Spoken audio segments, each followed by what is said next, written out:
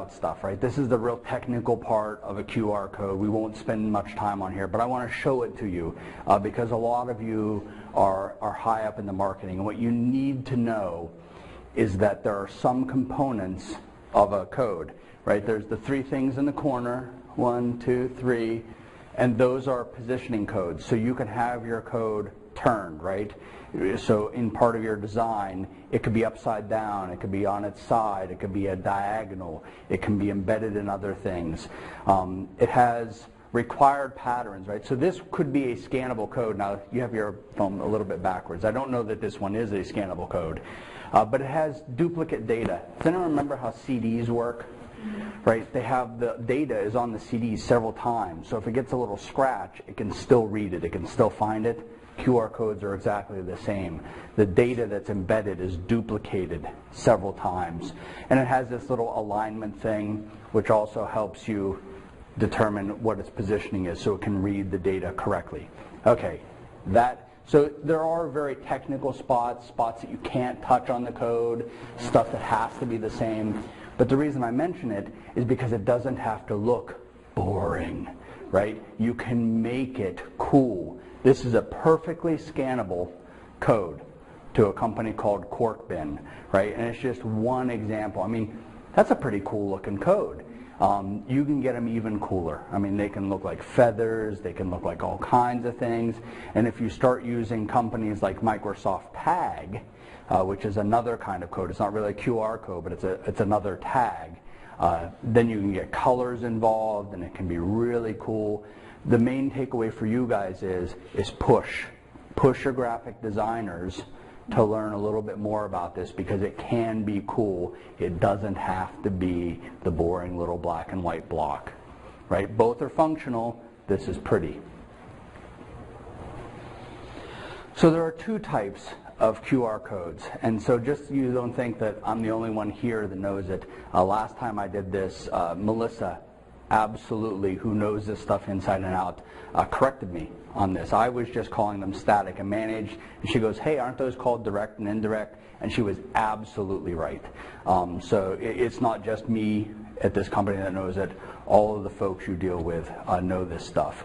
So static is also called direct. These are the codes that you can go out online right now and get for free. Has anyone done it? You can go to Google and get one. You can go to our website and get a QR code for read. Everyone has QR code generators that you can go out there and generate a code for free.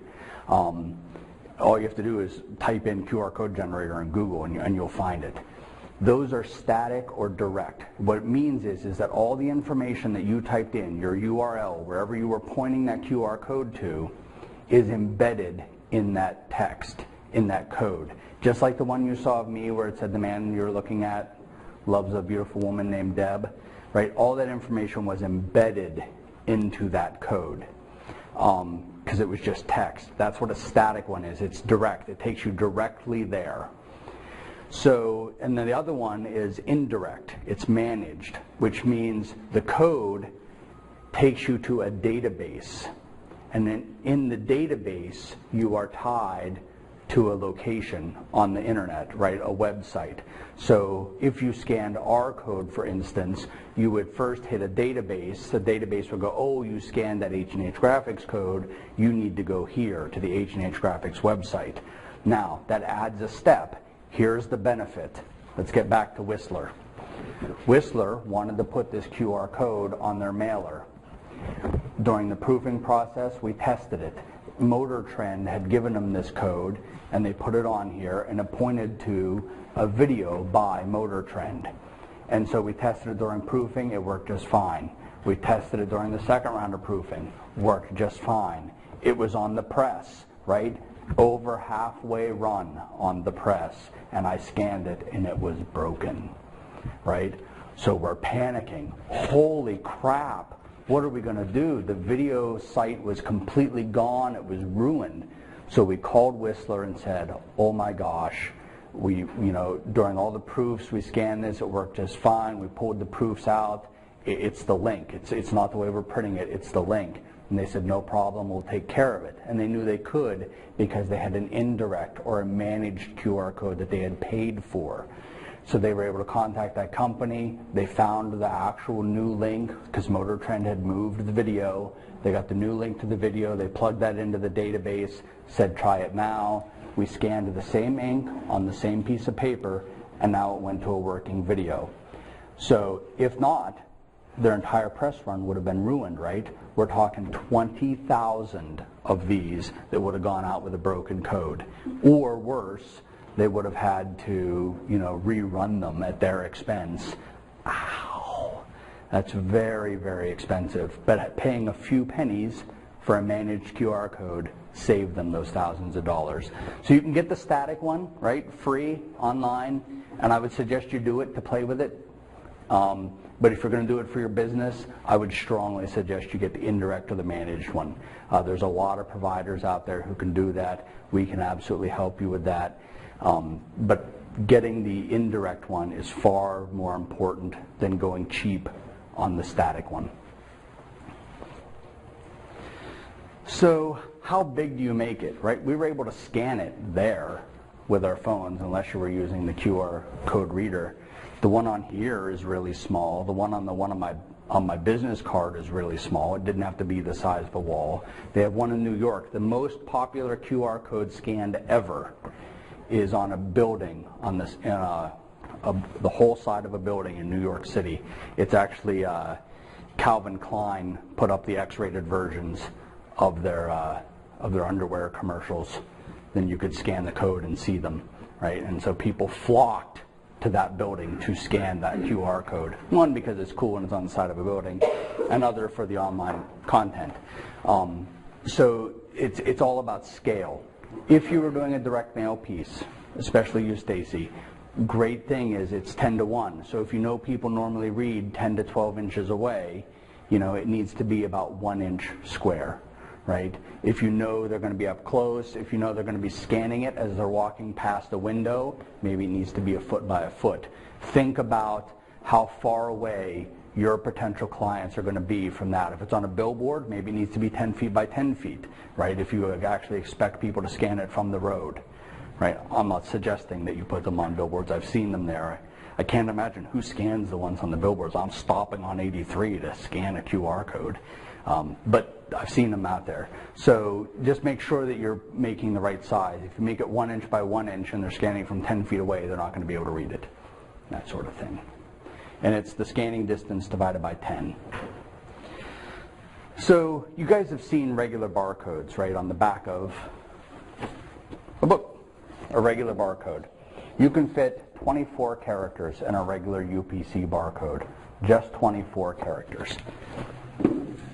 In the more basic one, you have 25 rows by 25 columns, 57 rows by 57 columns. This has about 400 characters. This has 200 characters, and I think this one has 20 characters. See how clean this one is? And then it kind of gets all messy. Now, ScanLife and the other ones will probably not read that one. A good phone with Enigma would be able to read that 400 character one. The reason I'm mentioning it is you really want to consider keeping your URL that you are sending them to short, right? If you're sending them to www.aaa.com / a whole bunch of stuff / a whole bunch of stuff / where it starts getting into the question marks and all this, the weird stuff, because it's somewhere really, really deep embedded on your website. That's not a bad place to keep it on your website, but you need a much shorter URL. So they have things called URL shorteners. There are programs. There's TinyURL. There is Bitly, bit.ly. One of my favorites is iLinkMe, and it's spelled ILNK.me. This is a company we deal with. It's free, and you can set it up to where it will send you an email when someone scans it or types it in, right? So when someone uses your URL shortener, you will get a notification if you desire that. So let's say you used a free static one. Along with that, you would still get notification and feedback that you had it. You would still have a static QR code though, so that's a whole different issue. But use these URL shorteners because they will make your URLs cleaner, which makes them more scannable by more phones. With as many different versions of there are of phones. I mean, you have the Droid what? Yeah. Droid Bionic. My wife has the Droid X, right? There's the Droid Incredible. There's the Droid Incredible 2, right? There's about 15 droids. There's, you know, at least 5 or 6 different iPhones out there. There's 100 different Blackberries out there, right? So there's all these variations on phones. Everyone could have downloaded a different scanner. The nicer you make it, the better you are in getting a scan that actually works.